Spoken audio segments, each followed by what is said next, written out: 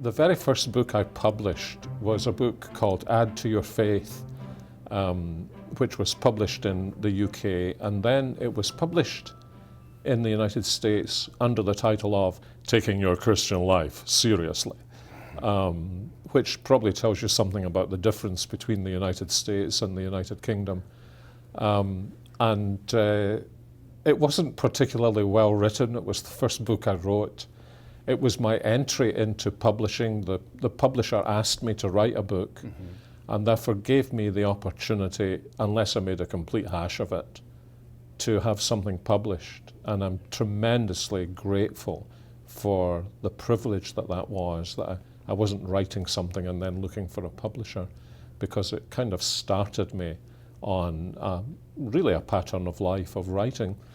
And the editor of The Banner of Truth, Jonathan Watson, has been on at me for years and years and years, just to republish it. And I kept saying to him, I can't let it go out again the way it was. I need to look at it again. Yeah. And so, the opportunity arose for me to have time to rework it. And I wouldn't be surprised. I've certainly revised every single paragraph in the book, and possibly almost every sentence.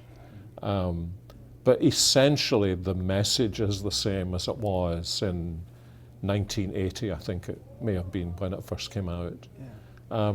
And it's really a book about the basics of living the Christian life and growing up as a Christian.